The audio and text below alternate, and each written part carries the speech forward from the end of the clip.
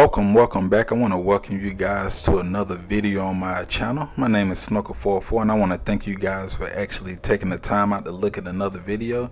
This one is actually some recent footage that me and my homeboy Genius Rain went to do trials. We actually lost our third guy, so it ended up being a 2-on-3 match. Me and my boy Genius are running Hunter. I believe that he's running Night Stalker and I'm actually running Gunslinger. But today's topic that I actually want to talk about is the new Destiny expansion that's supposedly supposed to be coming out in September. It's actually called The Rise of the Iron. Now, when I first seen this, my first thought was, hey, this is something pretty cool, with the April update coming out. And playing Destiny for so long, you always want new content to come out. You always want something new to play, whether if it's Sparrow Racing or a new raid, a new Prison of Elders or anything like that. But pretty much what this expansion is coming out to be, everyone thinks that it's actually going to be a Fallen raid because it has something to do with the Iron Lords. Now, if you're not really sure who the Iron Lords are, whenever you do Iron Banner, you hear Lord Shaxx actually speaks of them, the great war that went on quite a while ago.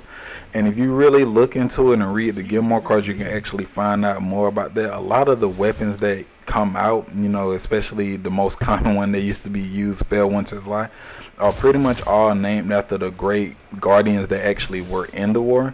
But enough about that. I actually want to give you my expression on and what I think is pretty much going to be.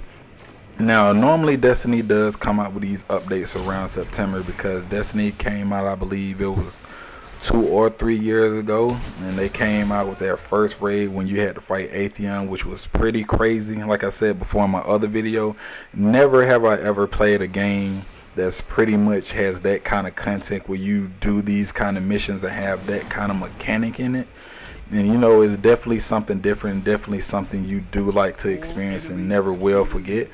But with this one, my thoughts are that who exactly are we fighting?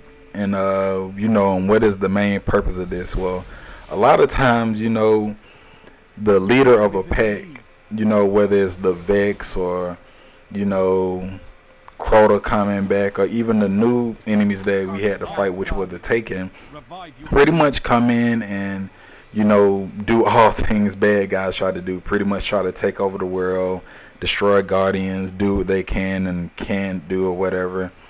But this time, I think that Bungie actually is moving in a little different direction. Now, like I said before, I believe that they actually gonna come out with the Fallen, I believe, because Fallen yet are one of the ones that also haven't got a raid yet. Cabal we're still waiting on. I would love to see a Cabal raid, but it looks like I gotta wait a little more. Maybe not really sure, but we'll cross that bridge once we get to it. But pretty much, I believe that we're encountering an enemy this time that was fought in the Iron War with the Lords. So pretty much I think that maybe the Fallen are trying to resurrect, or maybe the guys actually coming back from then trying to basically resurrect and try to bring all the houses together. Because if you really look into it, a lot of the houses of the Fallen actually became divided. So it seems like all of them went their different route. Skolas, the Archon priests and everything. The Fallen are pretty much just everywhere and doing everything. But I believe that with this raid coming out, it's going to be some main type of enemy that come try to bring together.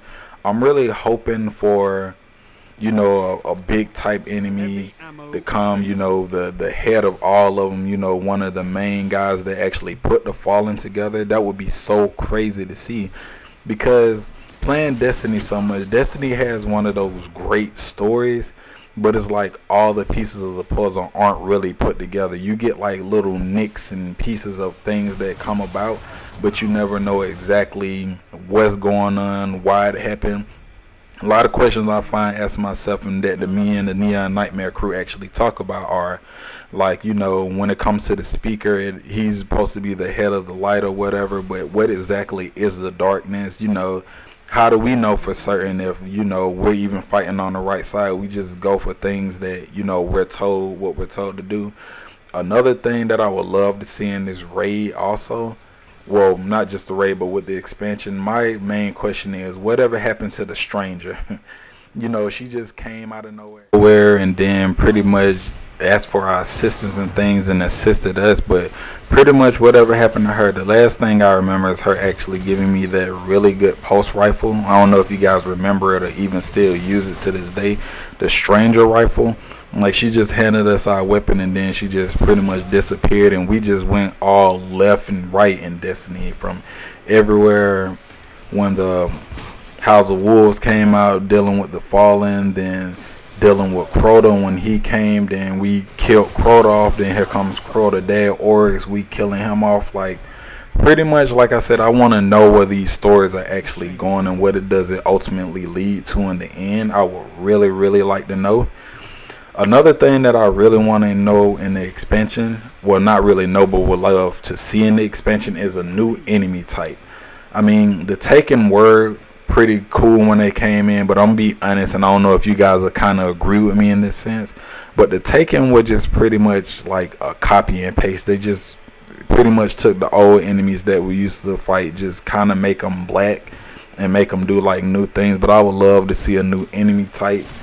Definitely some new abilities for the Guardians. Also, I would love to see, like, you know, maybe not thinking like Avatar, but definitely would love to see maybe an air class, maybe an earth. I know that's going a little bit out there. It may sound a little bit far-fetched, but it's definitely something I would love to see. Because like I said, Destiny is a game that has that longevity, and they can keep adding content with it because they have all different kind of things that everyone does play. Everything from the main PvE aspect of it all the way down broken to PvE. And even when they add the Sparrow racing to it, they have a racing component of it. And you know, those are just the kind of games that keep you interested and have that longevity that keeps you in the game and not want to play anything else. The main thing that I would love to see also Destiny do is pretty much give us content a little bit faster. Not saying they should possibly take a book from the Division, because even they had their issues or whatnot with releasing content, but it kind of was broken. But I'll discuss that in another video. But definitely would love to see Destiny put out content at least once a month, even if it's something as simple as Sparrow racing, or bring back the events like they used to have, the Crimson Double or thing like that. Just something people can look forward to and definitely have to do.